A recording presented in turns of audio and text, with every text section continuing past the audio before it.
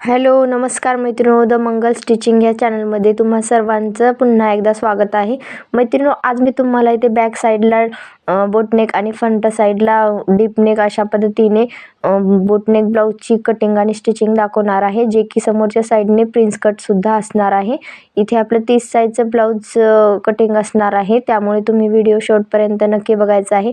जर तुम्हाला सुद्धा 30 किंवा 32 या दोन्ही साईजची ब्लाऊज शिवायची असेल, बोटनेक ब्लाऊजमध्ये कटिंग करायचं असेल, तर तुम्ही ह्या पद्धतीने नक्की ट्राय करून बघायचं आहे.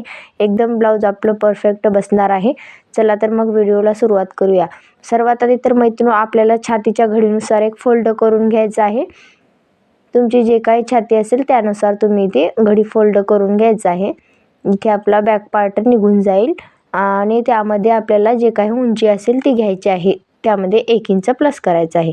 आता तुमची जे काही तयार उंची तुम्हाला रेडी ठेवायची आहे, त्यामध्ये तुम्हाला 1 इंच प्लस करायचं आहे. इथे मी तयार उंची 13 इंच ठेवणार आहे आणि त्यामध्ये 1 इंच प्लस केलेला आहे. 14 इंच इथे आपली पूर्ण उंची येणार आहे. आता इथे उंचीचं मार्किंग करून झालेलं आहे. आता आपण शोल्डर टाकूया. मैत्रिणींनो, तुमचं जे काही शोल्डर असेल तेच तुम्हाला इथे अर्ध करून घ्यायचं आहे. तुम्हाला पूर्ण शोल्डर मेजर करायचं आहे, मग त्याचं हाफ करून इथे तुम्हाला टाकायचं आहे. माझं 7 इंच अर्ध शोल्डर आलेलं आहे, मी ते टाकून घेतलेलं आहे. त्यानंतर मुंढा राऊंड इथे आपल्याला 6.5 इंचावरती द्यायचं आहे. तुम्हाला सुद्धा तुमचं जे काही शोल्डर असेल त्याचा हाफ करायचा आहे आणि समोर अर्धा शोल्डर टाकून खालच्या साईडने 6.5 इंच मुंडा घ्यायचा आहे.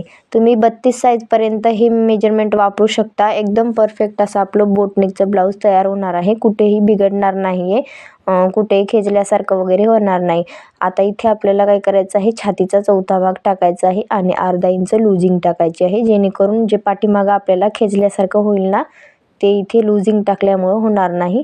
त्यामुळे तुम्ही सुद्धा लूजिंग टाकायची आहे. 1/2 इंचची समोर 1.5 इंच एक्स्ट्रा शिलाईसाठी घ्यायचं आहे. तुमचं जे काही छातीची घडी असेल त्यामध्ये 1/2 इंच लूजिंग टाका तुम्ही, जेणेकरून आपलं खेचल्यासारखं होणार नाही आहे. आता जे काही आपला कमरेचा चौथा भाग आहे तो टाकून घेऊया. 1 इंच टक्ससाठी घेऊया आणि समोर 1.5 इंच एक्स्ट्रा शिलाई मार्जिन घेऊया. जेवढं आपण वरच्या साईडने वाढवलेलं आहे मार्जिन, तेवढंच कमरेत सुद्धा वाढवून घ्यायचं आहे आणि एक स्ट्रेट लाईन ओढून घ्यायचं आहे. आता इथे बॅक पार्टची पूर्ण मार्किंग करून झालेली आहे. आता आपण मुंड्याला आकार देऊन घेऊया. इथे आपलं बोटनेक ब्लाऊज असल्यामुळे 1 इंचावरती आपण मुंड्याला आकार देऊन घेऊया. पाठीमागचा आकार इथे आपला 1 इंचावरती असणार आहे. आता आपल्याला समोरच्या पार्टची मार्किंग करायची आहे. हे पूर्ण आपलं बॅक पार्टची मार्किंग करून झालेली आहे. जशास तशी ही आपण कटिंग करून घेऊया. इथे मी गळ्याची मार्किंग केलेली नाही आहे. मी गळ्याचा व्हिडिओ तुमच्याशी चॅनलवरती अपलोड केलेला आहे. त्या व्हिडिओची लिंकसुद्धा मी डिस्क्रिप्शन बॉक्समध्ये देईल. तो सुद्धा व्हिडिओ तुम्ही बघायचा आहे. मस्त अशी बॅक साईडला मी डिझाईन टाकलेली आहे. तुम्ही सुद्धा ती एकदा नक्की बघायची आहे. मग तुम्हाला सुद्धा ती डिझाईन बनवायला सोपी जाईल. त्यामुळे तुम्ही सुद्धा तो व्हिडिओ नक्की बघायचा आहे. खूप सुंदर अशी मस्त डिझाईन मी टाकलेली आहे. आता आपण समोरच्या कटिंग करूया. त्यासाठी काय करायचं आहे, जे आपण पाठीमागे शोल्डर घेतलं होतं ना, त्याचं आपल्याला अर्धा इंच कमी करून घ्यायचं आहे. 6.5 इंच शोल्डर आणि 6.5 इंच मुंडा घ्यायचा आहे. समोरच्या साईडने डीपनेक गळा असल्यामुळे आपण इथे शोल्डर मायनस केलेला आहे 1/2 इंच. आता जे काही छातीचा चौथा भाग आहे, अर्धा इंच लूजिंग टाकायचं आहे आणि समोर एक्स्ट्रा 1.5 इंच वाढवून घ्यायचं आहे. आता इथे समोरच्या साईडने प्रिन्स कट असल्यामुळे आपल्याला थोडंसं एक्स्ट्राचं वाढवून घ्यायचं आहे फॅब्रिक बाजूने, जेणेकरून आपल्याला इथे टक्ससाठी मार्किंग करता येईल. आता कमरेचा चौथा भाग 1 इंच टक्ससाठी आणि समोर 1.5 इंच एक्स्ट्रा शिलाई मार्जिन. सेम बॅक साईडच्या पद्धतीनेच आपल्याला इथे मापे टाकून घ्यायचे आहेत. आता इथे आपल्याला मुंड्याच्या साईडने 1/2 इंच आतमध्ये यायचं आहे. मग तिथून आपल्याला अशी तिरकी लाईन ओढून घ्यायचं आहे. मग तिथून आपल्याला 1 इंचावरती समोरच्या मुंड्याला आकार देऊन घ्यायचा आहे. तुम्ही इथे 1.25 इंचावरती आकार दिला तरी चालेल. आता आपल्याला मुंड्याच्या साईडने 1 इंच आणि कमरेच्या साईडने 1.5 इंच आपल्याला इथे प्रिन्स कटच्या टक्ससाठी वाढवून घ्यायचं आहे. आता जे काही तुम्हाला शोल्डर पट्टी तयार ठेवायची आहे त्यामध्ये 1/2 किंवा पाव इंच एक्स्ट्राचं घ्यायचं आहे शिलाई मार्जिनसाठी आणि बाकीचं आपल्याला गळारुंदी ठेवून घ्यायची आहे. इथे माझी 3 इंचाची गळारुंदी आलेली आहे. आता मी गळा लांबी टाकून घेत आहे. 6.5 इंच आपली इथे गळा लांबी असणार आहे. तुम्ही ह्यापेक्षा जास्त डीप घालत असाल तर तुम्ही आणखी सुद्धा डीप घेऊ शकता. 7-7.5 इंचपर्यंत तुम्ही इथे घेऊ शकता. आता इथे आपल्याला गळ्याला चौकोना असा करून घ्यायचा आहे आणि चौकोनावरून आपल्याला 1.5 इंच अशी एक पॉईंट काढायचा आहे, जेणेकरून आपला गळा हा जास्त पसरत होणार नाही आहे. जास्त ब्रॉड गळा असला की इथे आपल्याला थोडंसं आतल्या साईडने वरच्या साईडने गोल आकार देऊन घ्यायचा आहे. जास्त आपला खालच्या साईडने पसरट गळा होणार नाही, त्यामुळे मी इथे 1.5 इंचावरती एक मार्किंग करून घेऊन गळ्याला गोल आकार देऊन घेतलेला आहे. तुम्हाला सुद्धा अशाच पद्धतीने गळ्याला आकार द्यायचा आहे, जेणेकरून जास्त गळा आपला खालच्या साईडने ब्रॉड होणार नाही. आता इथे आपल्याला जी काही हुक पट्टी तयार ठेवायची आहे ती बघूया. आता आपण काय करूया, शोल्डरचं माप टाकून घेऊया. शोल्डर टू अपेक्षा इथे एक मार्क टाकायचा आहे 9.5 इंचावरती.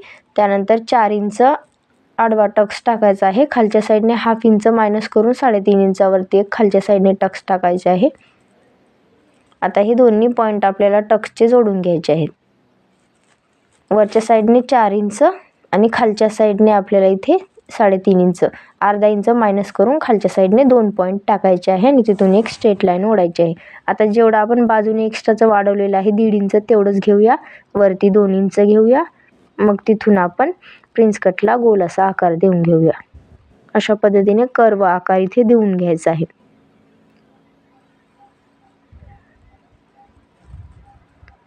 इथे मी प्रिन्स कटचा आकार दिलेला आहे. हे पूर्ण टक्स आपला मायनस होणार आहे.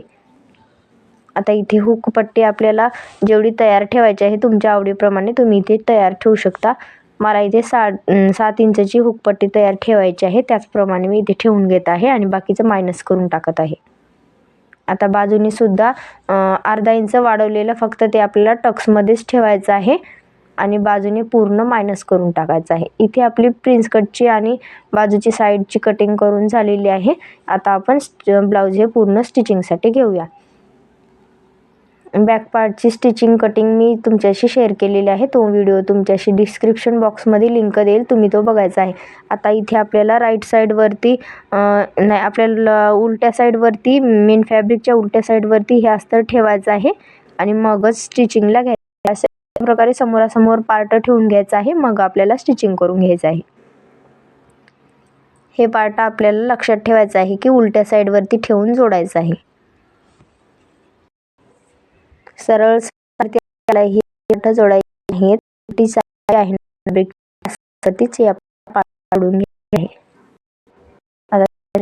आपण शिलाई करून घेऊया, जेणेकरून अस्तर हे व्यवस्थित पॅक राहील.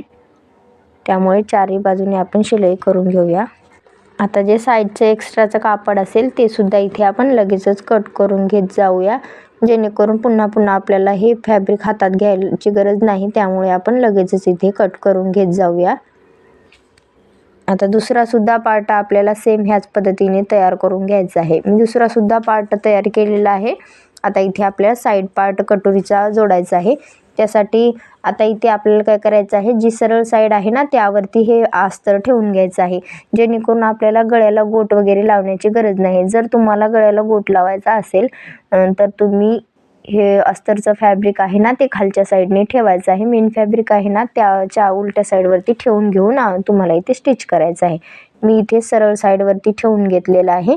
समोरासमोर अशा पद्धतीने गळ्याच्या साईडला गळ्याची साईड ठेवायचं आहे, जेणेकरून उलट सुलट भाग इथे आपले जोडले जाणार नाहीत.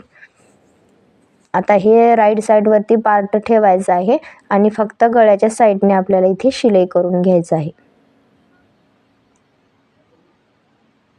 आता जेवढं तुम्ही शिलाईमध्ये पकडणार असाल त्या हिशोबानं तुम्हाला इथे शिलाई करून घ्यायचं आहे आणि गळ्याच्या साईडने छोटे छोटे कट द्यायचं आहे. जे एक्स्ट्राचं फॅब्रिक आहे ते कट करून घेऊया.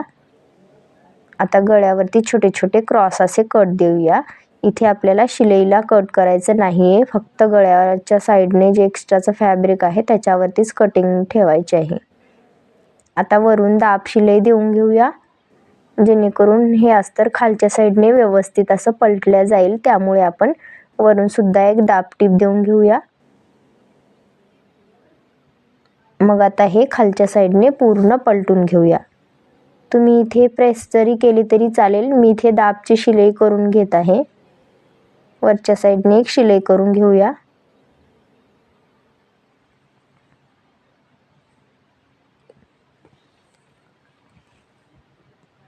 आता इथे बाजूने सुद्धा आपण शिलाई करून घेऊया आणि अस्तरला पूर्ण चारी बाजूने पॅक करून घेऊया.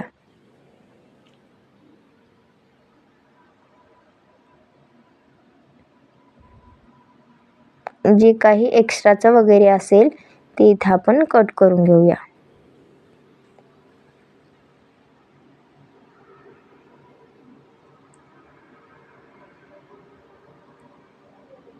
आता एक्स्ट्राचं हे कापड उरलेलं कट करून घेऊया.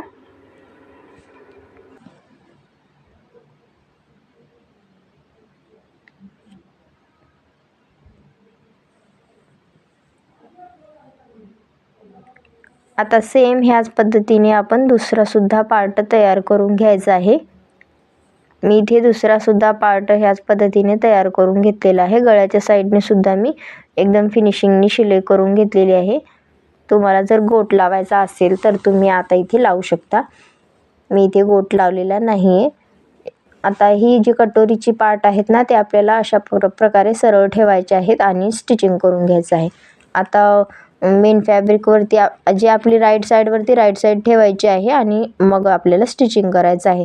आता इथे जेवढं केवढं तुम्ही मार्जिन घेणार असाल, मी 1/2 इंचाचं मार्जिन घेत इथे कटोरीला स्टिच करून घेत आहे. कटोरीला आपल्याला जास्त खेचायचं नाही, कटोरी जोडून घ्यायची आहे जेणेकरून कोणताही पार्ट कमी जास्त होणार नाही. इथे आपली पूर्ण कटोरी स्टिच करून झालेली आहे. आणखी एक मी याच्यावर शिलाई करून घेत आहे जेणेकरून कटोरी ही आपली नंतर कटोरी ही बाजूला निघणार नाही, शिलाई कुठेही तुटणार नाही, त्यासाठी रिपीट शिलाई करून घ्यायची. आता दुसरी सुद्धा कटोरी आपल्याला सेम त्याच पद्धतीने जोडून घ्यायची आहे.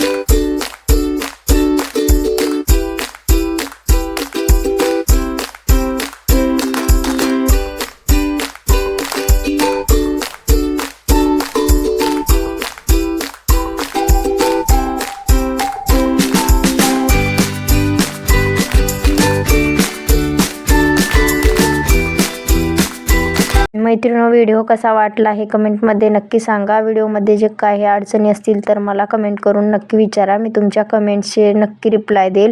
आणि आपल्या चॅनलवरती नवीन असाल तर चॅनलला लाईक, शेअर, सबस्क्राईब नक्की करा.